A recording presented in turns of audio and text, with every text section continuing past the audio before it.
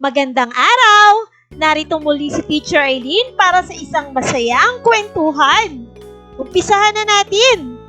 Ang pamagat ng ating kwento ay Ang Aming Bahay. Ito ay akda ni Ariana Santuala ng USAID ABC Plus Project. Palawakin natin ang ating talasalitaan. Tuklasin. Ano nga ba ang ibig sabihin ng tuklasin? Tulad ng inyong nakikita. Tuklasin, ibig sabihin ay ating alamin. Sino ang mga taong kasama mo sa bahay? May ilang silid ang bahay ninyo? Sa ating kwento ngayon, malalaman natin kung sino kaya ang mga nakatira sa bahay sa ating kwento. Ilang palapag ang bahay at ilang silid mayroon ito. Tara! Ang aming bahay.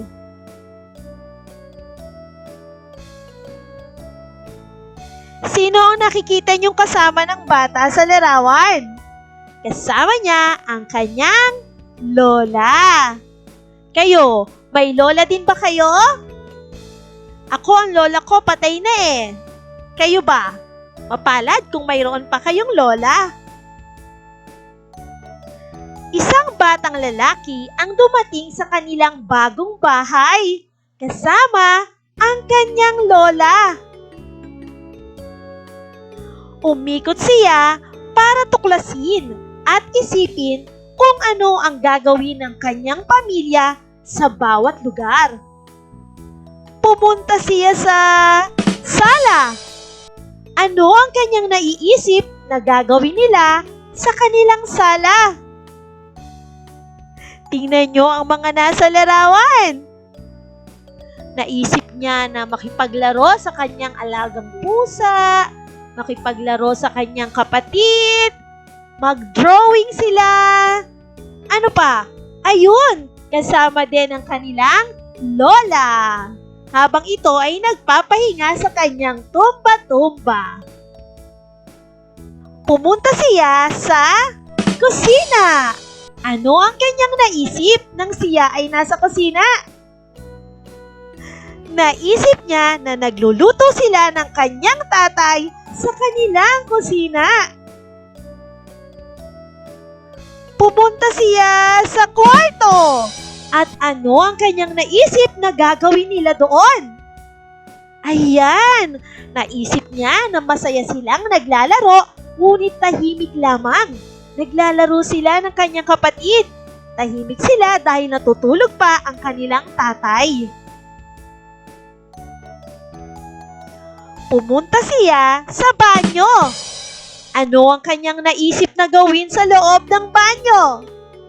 Naisip niya ang masarap at masayang paliligo sa banyo kasama pa ang kanyang rubber ducky, ang kanyang alligator toy at ang kanyang bangkang laruan.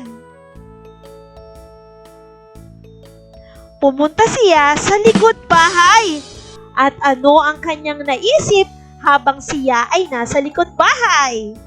Naisip niya na ang kanyang tatay ay naglalaba. Tinutulungan ng kanyang nanay naman na nagsasampay ng mga nalabahan ni tatay, habang si lola namimitas ng prutas sa puno at si lolo naman ay nagdidilig ng kanilang mga tanim na gulay. Wow! Ang dami niyang naisip na gawin sa kanilang bagong bahay. At ayan na nga, mula sa likod bahay, tinawag na sila ng kanyang tatay. Panghuling pinuntahan niya ay ang kanilang dining room kung saan naghihintay ang kanyang pamilya na makakain na sila ng sabay-sabay. O mga bata, nagustuhan niyo ba ang kwento? Ang daming lugar na nabanggit sa loob ng kanilang tahanan, di ba? Mayroong una, ang kanilang bahay ay mayroong sala. Mayroon itong kusina.